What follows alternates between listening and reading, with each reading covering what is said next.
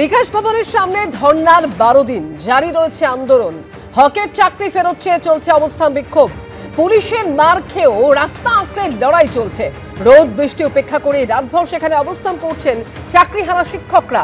রক্তাক্ত ক্ষতবিক্ষত হয়েও লড়াইয়ে রয়েছেন তারা এবং তাদের একটাই বক্তব্য, দাবি না মানা পর্যন্ত আন্দোলনে একইভাবে অনড় থাকবেন তারা। রাস্তা পরিষ্কারের কাজে হাত লাগিয়েছেন, চক ডাস্টারের বদলে হাতে তুলে নিয়েছেন ঝাঁটা। আন্দোলনকারী চাকরিহারা শিক্ষক শিক্ষিকাদের সামনে মোতায়েন রয়েছে পুলিশও। গোটা চত্বর জুড়ে কড়া নিরাপত্তার বন্দোবস্ত। আবির দত্ত প্রতিনিধি সরাসরি এই মুহূর্তে রয়েছেন আমাদের সঙ্গে। আবির, এই আন্দোলনকারী চাকরিহারা শিক্ষক, তাদের বক্তব্য একেবারে স্পষ্ট, যতক্ষণ না পর্যন্ত দাবি মানা হচ্ছে ততক্ষণ তারা এভাবেই আন্দোলন চালিয়ে যাবেন। গতকালও আমরা দেখেছিলাম যে প্রতীকী ক্লাসরুম করা হয়েছিল সেখানে। আজকে কি কর্মসূচি, কি জানা যাচ্ছে? দেখো, আজকেও যেটা জানা যাচ্ছে যে কোট আনকোট উদয়ন পণ্ডিতের পাঠশালা, আজকেও বিধাননগরের এই রাস্তা সেখানে বসবে এবং যে আন্দোলন যারা করছেন চাকরিহারারা, তারা ঠিক বিকাশ ভবনের সামনে একইভাবে আন্দোলন চালিয়ে যাচ্ছেন। কিন্তু তারা এক প্রকার জানেন না যে সরকার তাদের কথা শুনবে কি শুনবে না। আজকে আপনারা কিভাবে পুরো বিষয়টাকে অর্গানাইজ করছেন, বা আপনাদের এখনও দেখা যাচ্ছে অনেক চাকরি প্রার্থীরা যারা চাকরিহারা, যারা আন্দোলনকারীরা, তারা এখানে রয়েছেন, কি করবেন আজকে? দেখুন, আমরা এখানে যারা চাকরি করছি এবং চাকরিটা হারিয়েছি তারা এখানে বসে রয়েছি। আমাদের আন্দোলনের পথেই চলছে। আজকে আমাদের উদয়ন পণ্ডিতের পাঠশালার সেই একটা যে প্রোগ্রামটা চলে প্রায়ই, সেটা আছে।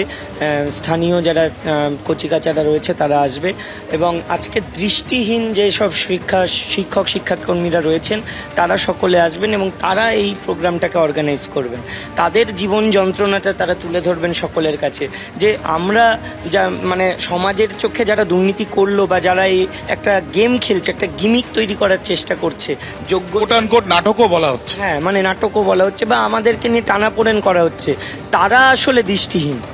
আর এই যে দৃষ্টিহীন যারা যোগ্য, তাদের সেই দৃষ্টিশক্তিটা, অন্তর্দৃষ্টিটা আছে, অন্তত যে সত্যিকে সত্যি বলার ক্ষমতাটা আছে এবং চোখে চোখ রেখে বলার ক্ষমতাটা আছে, দৃষ্টিহীন হয়েও যে এটা খারাপ করা হয়েছে এবং আমার অধিকারটা আমাকে ফিরিয়ে দেওয়া হোক। কিন্তু যারা সচ্ছল, যারা সক্ষম বলে নিজেদের দাবি করেন, তারাই আসলে ডিসেবলড বলে আমাদের মনে হয়। কারণ তাদের উচিত সমাজ গঠনের কারিগর যারা, এই সমস্ত যোগ্যদেরকে পুনর্বহাল করা বা সঠিক তথ্য দিয়ে সঠিকভাবে বিচার পাইয়ে দেওয়া।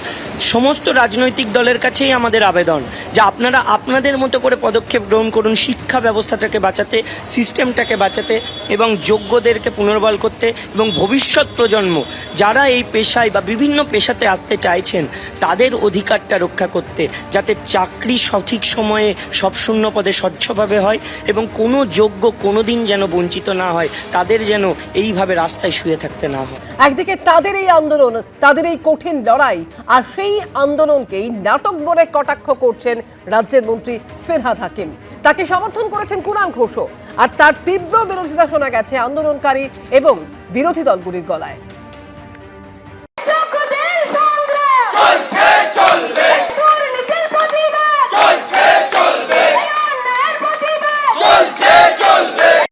সাতই মে থেকে 17ই মে চাকরি ফেরানোর দাবিতে বিকাশ ভবনের সামনে যোগ্যদের আন্দোলন শনিবার 10 দিনে পড়ল। এরই মধ্যে বৃহস্পতিবার উত্তপ্ত হয়ে ওঠে পরিস্থিতি। চাকরি চাইতে গিয়ে জুটেছে পুলিশের বেধড়ক মার। মাঝে খোলা আকাশের নিচে রাস্তায় বসে থেকে কেটে গিয়েছে আরও একটা দিন।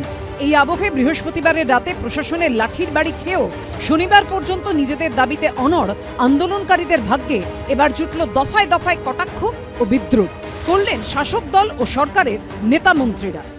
সুপ্রিম কোর্টের যে বিচার যে ওনারা যেটা দিয়েছে সেটা একমাত্র বদলাতে পারে সুপ্রিম কোর্ট। বিকাশ ভবনে গিয়ে আন্দোলন করে সেটা বদলানো যায় না।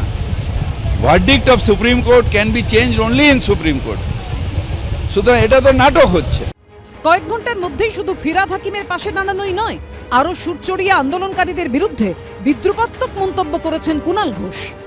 যদি মাঝখানে শুধুমাত্র অশান্তি তৈরি করার জন্য রাজনৈতিক মঞ্চ হিসেবে জায়গাটাকে ব্যবহার করা হয়, তাহলে তো ফিরহাদ হাকিম যা বলেছেন সেটাই দাঁড়ায়। আর ছবিটা দেখেছেন, একটা ছেলে বারবার ঘুরে ঘুরে গিয়ে হাত পা ছুঁড়ে ক্যামেরার সামনে শুয়ে পড়ছে।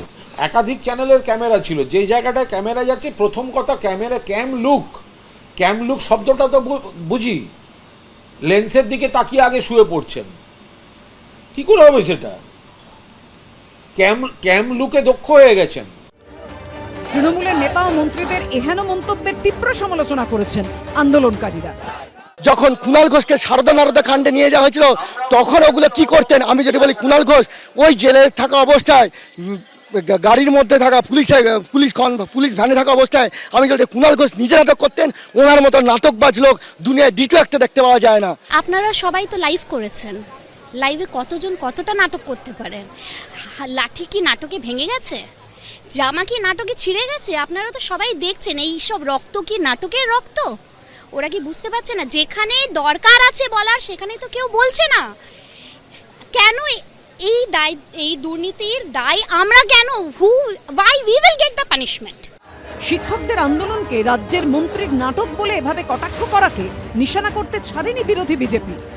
যদি পরীক্ষা দিয়ে এসএসসির মতো চাকরিটা পেতেন এবং তারপরে যদি চাকরিটা চলে যেত, তাও অন্যের ভুলে, নিজের ভুলে নয়, অন্যের ভুলে যদি চলে যেত তাহলে অবশ্যই এটাকে আপনার নাটক মনে হতো না। এখন নাটক মনে হচ্ছে সেই জন্য। কিন্তু এত কিছু দমাতে পারেনি আন্দোলনকে, উল্টে প্রতিবাদের ঝাঁঝ বেড়েছে। এই মুহূর্তে আরও একজন রয়েছেন আমাদের সামনে, তার সঙ্গে কথা বলবো। দেখতে পাচ্ছি এখানে লেখা আছে, আমরা যেন হাতের পুতুল, যেমন খুশি ঘোরাও, শিরদাঁড়াটা রাখবো সোজা, প্রাণটা কেড়ে নাও। অর্থাৎ সেই যে মনের জোর সেই লেখার মধ্যেই প্রকাশ পাচ্ছে, তাই তো? এই 15 তারিখের ঘটনাটাও আপনারা দেখেছেন, যেভাবে পুলিশের যে বর্বরচিত যে আচরণ, মারার পরেও কিন্তু আমরা প্রত্যেকে যোগ্য শিক্ষক, তারা কিন্তু শিরদাঁড়াটা সোজা করেই এই আন্দোলনটা কিন্তু আমরা চালিয়ে যাব যতদিন না আমরা যোগ্যতাটা ফিরে পাচ্ছি। মুখ্যমন্ত্রী হচ্ছে নেতাজি স্টেডিয়ামে একটা কথা বলেছেন যে ত্রিপুরায় হচ্ছে 10,000 জন শিক্ষককে অপসারণ করা হয়েছিল এবং হচ্ছে তারা যখন বিচার চাইতে কিন্তু সরকারের কাছে তাদের মেরে মাথা ফাটিয়ে দেওয়া হয়েছিল। তা গত বৃহস্পতিবার উনি কী করলেন? কোনো রকম প্রতিকূলতা, সেটা ঝড় বৃষ্টি সব কিছু উপেক্ষা করে আমাদের তো জীবনের প্রতিকূলতাটাকে রক্ষা করতে হবে, জীবনে বেঁচে তো থাকতে হবে। তাই চাকরির থেকে বড় কিছু প্রতিকূলতা আমাদের জীবনে আসেনি, আমাদের চাকরি বাঁচাতে হবে, তার জন্য আমাদের আন্দোলন চালিয়ে যেতে হবে। এই কষ্টের চেয়েও বেশি কষ্ট পেয়েছি যেদিনকে মানে আমাদের কোনো দোষ ছাড়া চাকরিটা চলে গেছিল এবং তারপর পুলিশের নির্মম অত্যাচার আমাদের ওপরে যে হয়েছে, তো সে তার থেকে এই কষ্টটা কমই। আন্দোলনকারীদের দাবি, এখনো পর্যন্ত সরকার বা শিক্ষা দপ্তরের তরফে তাদের সঙ্গে কোনো যোগাযোগ করা হয়নি। কৃষ্ণেন্দু অধিকারী ও পার্থপ্রতিম ঘোষের রিপোর্ট, এবিপি আনন্দ, কলকাতা।